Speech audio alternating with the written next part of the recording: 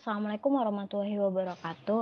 Jumpa lagi kita di perkuliahan audit SMK 3. Nah, di topik sebelumnya kita sudah membahas audit itu apa, definisi audit, tujuan audit, dan jenis-jenis audit. Kita juga sudah mendiskusikan sistem manajemen K3 itu terdiri dari sistem manajemen K3 apa saja, standarnya apa saja, siapa yang wajib menerapkan sistem manajemen K3. Nah, kaitannya dengan sistem manajemen, kita akan lanjut diskusi tentang integrasi sistem manajemen. Nah, mungkin teman-teman yang sudah pernah PKL di perusahaan ya, pernah visit di perusahaan mungkin ya, atau pernah mendengar cerita dari bapak ibunya, atau pernah ikut kuliah tamu dan lain sebagainya. Di beberapa perusahaan nih, beberapa perusahaan itu sudah menerapkan yang namanya integrasi sistem manajemen. Apa sih integrasi sistem manajemen gitu ya? Saya coba contohkan seperti ini. Ada sebuah berita nih, saya tampilkan sebuah berita PT Badak NGL raih level 8 di ISRS 7 Omega Assessment. Nah, dari berita ini mungkin teman-teman sudah pernah tahu pernah dengar ya tentang PT Badak NGL di paragraf yang keempat, 1, 2, 3, 4 ya. Kita sama-sama membaca paragraf keempat dan 5. Keberhasilan ini tidak lepas dari keberhasilan PT Badak NGL dalam membuat suatu manajemen sistem yang terintegrasi yang disebut dengan SHEQ atau mereka menyebutnya SHEQ manajemen system. Jadi mereka membuat sebuah manajemen sistem yang terintegrasi safety, health, environment, and quality management system. Nah, dalam SHEQ manajemen system ini diakomodir beberapa standar nasional dan internasional seperti SMK 3, ISO 9001, ISO 14001, OSAS 18001, dan juga ISRS. Nah, dari statement ini kita bisa tahu bahwa PT Bada NGL ini memang sengaja tidak saya sensor ya, karena kalian harus mulai memahami beberapa jenis industri yang mungkin tingkat penerapan K3-nya itu berbeda-beda gitu kan ya. Kita bisa memahami bahwa ada class of industri yang memang akan keketatan penerapan K3-nya itu berbeda. Nah, di PT Bada NGL ini mereka sudah menerapkan manajemen sistem. Mereka pasti sudah punya banyak manajemen sistem yang diterapkan di perusahaan, dan mereka memutuskan untuk membuat sebuah integrasi manajemen sistem. Ini salah satu contohnya. Nanti kalian bisa memahami apa sih integrasi manajemen sistem gitu kan ya. Apakah itu manajemen sistem yang baru? Kemarin kita udah sedikit dikenalkan dengan quality management system, udah dikenalkan dengan environmental management system, energy management system, terus sistem manajemen K3, terus ada OSAS, ada ISO 45001. Lalu apa ini integrasi manajemen sistem gitu kan. Kita masuk ke contoh yang kedua. Nah, ini juga tidak saya sensor. Sebuah perusahaan BUMN di negara kita, PT Pupuk Kaltim, dia punya suatu statement dan kalian bisa akses di webnya ya. Kebijakan sistem manajemen terintegrasi. Kalau kita tidak paham apa itu integrasi manajemen sistem atau sistem manajemen terintegrasi Indonesianya ya, kita kan bingung. Waduh, ini ISO baru nih. Waduh, ini internasional standar baru atau standar-standar baru dari Indonesia gitu kan. Tidak. Tapi di dalam kebijakan sistem manajemen integrasi ini muncul beberapa sistem manajemen yang memang berusaha dileburkan menjadi satu. Berusaha dileburkan menjadi satu ini bukan berarti menghilangkan ciri khas dari masing-masing manajemen sistem, tetapi memang di masing-masing penerapan manajemen sistem itu ada beberapa part yang sama, ada beberapa bagian yang sama. Nah, ini yang kemudian berusaha dirampingkan, dijadikan satu dokumentasi, satu pelaksanaan gitu kan ya, namun tidak menghilangkan ciri khas dari masing-masing manajemen sistem. Nah, kalau di kebijakan K3 ada sendiri, modelannya kebijakan K3 harus ada item apa saja gitu kan ya. Di kebijakan sistem manajemen terintegrasi ini, di salah satu PT ini, PT PKT ya, Pupuk Kalimantan Timur, kita bisa menemukan yang pertama, mentaati peraturan perundang-undangan dan persyaratan lainnya. Ini kaitannya good corporate government. Nah, ini kaitannya sama mutu juga, kaitannya sama security. Lalu menerapkan manajemen risiko untuk melindungi perusahaan dari risiko yang dapat menghambat pencapaian visi perusahaan. Ini secara umum ya. Lalu poin 3, ini adalah kebijakan komitmen K3 yang harus muncul di kebijakan.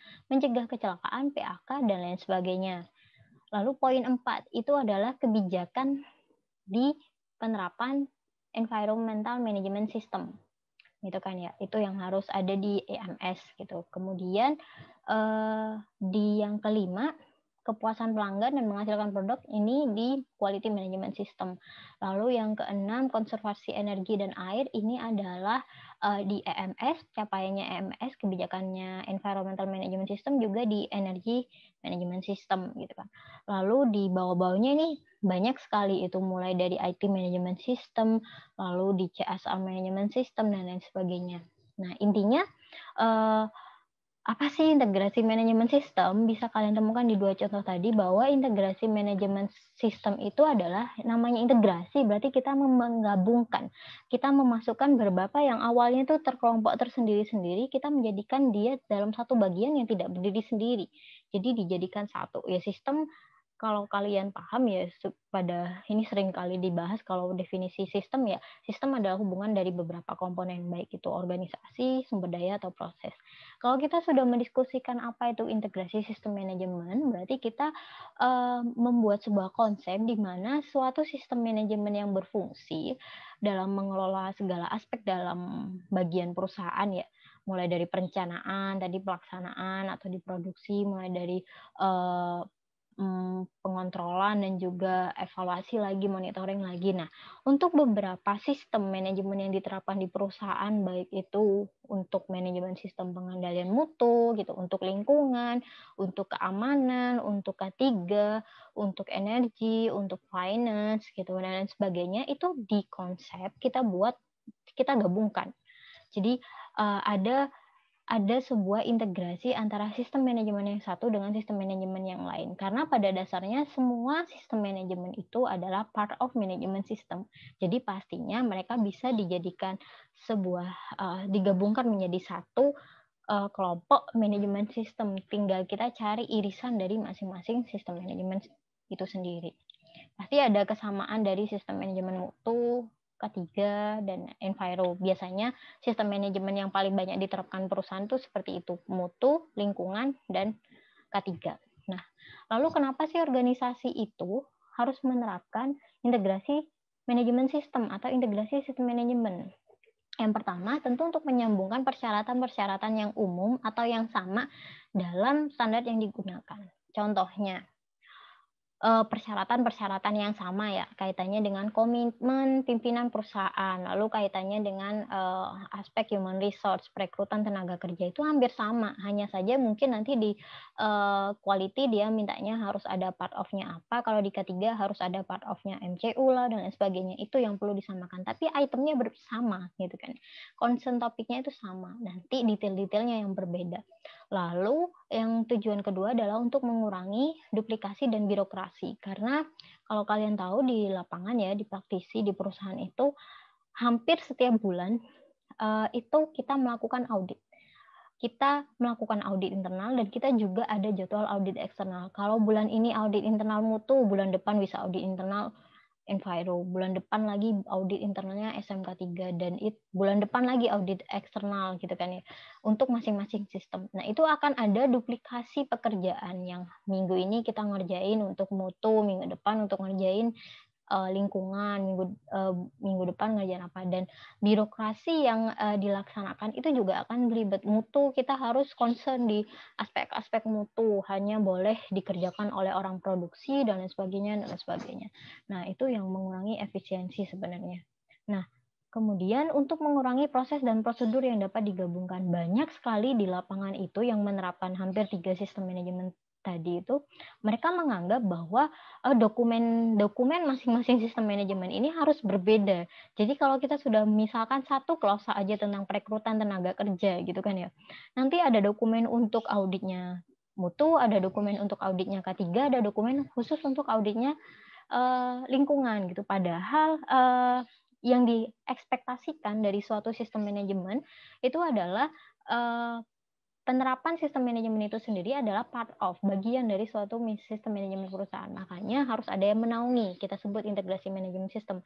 Harus ada proses dan prosedur yang sebenarnya masih bisa digabungkan. Kalau kita bicara perekrutan tenaga kerja, klausa itu harus bisa digunakan di 45001, di mutu, di 9.001 atau di 14.000 di lingkungan gitu. Tapi kalau misalkan kita melakukan sendiri-sendiri ya kan banyak sekali duplikasi dan prosedur-prosedur yang harusnya bisa digabung jadi satu jadi sendiri-sendiri gitu kan ya. Nah, mungkin akan ada pembedaan prosedur atau ada perbedaan dokumen pada item-item tertentu gitu. Ada beberapa klausa yang memang itu ciri khasnya masing-masing manajemen sistem. Misalnya kalau di K3 kita punya dokumen HIRA-DC, Hazard Identification, Risk Assessment, Determining Control. Tapi kalau di lingkungan kita punya dokumen aspek impact gitu kan ya, HIRA-DC-nya. Kalau misalkan di ISO 20 2001 itu kita punyanya adalah dokumen tentang HACCP. Nah, sebenarnya kan itu hal yang berbeda walaupun mungkin ada beberapa part yang sama, itu boleh dibedakan. Tapi kalau hal-hal yang umum kaitannya sama perusahaan lalu dibedakan itu yang sangat memakan waktu dan menjadi salah satu duplikasi dan juga masuk di aspek biaya. Untuk menghemat biaya ya tentu ini sangat berpengaruh ya dengan kita repeat pengulangan pekerjaan, duplikasi pekerjaan bulan ini masih mengerjakan ini, bulan depan mengerjakan ini, dan khususnya nanti di saat audit eksternal. Audit eksternal itu cukup memakan waktu dan cukup memakan biaya perusahaan. Jadi kita kalau bulan ini dijadwalkan audit eksternalnya mutu, itu udah sekian juta, sekian puluh juta yang keluar, sekian ratus juta yang keluar. Nanti bulan depan kita juga ada billing untuk, ada invoice lagi untuk audit eksternal lingkungan. Seandainya itu bisa dijadikan satu dan sudah banyak badan audit yang memfasilitasi integrasi manajemen sistem, itu lebih hemat biayanya. Kita bisa menurunkan hampir 50% dari total 3 biaya audit eksternal kalau kita lakukan itu secara sendiri-sendiri dibandingkan dengan integrasi manajemen sistem. Lalu yang terakhir untuk meningkatkan efisiensi dan juga membantu semua karyawan gitu. Jadi kadang karyawan itu bingung kalau sudah ditanya, karena saat pelaksanaan audit eksternal kan pasti kita itu melakukan random ya, interview random pada karyawan. Bapak tahu nggak isinya kebijakan mutu itu apa aja gitu kan? Yang disebutkan itu adalah kebijakan K3 gitu, karena mereka sudah terlalu banyak untuk memahami dan mengetahui kebijakan-kebijakan di perusahaan itu apa aja. Makanya itu menjadi salah satu pertimbangan kenapa integrasi manajemen sistem itu harus mulai difikirkan atau dipertimbangkan oleh perusahaan yang memiliki beberapa sistem manajemen yang diterapkan supaya lebih efisien dan lebih efektif.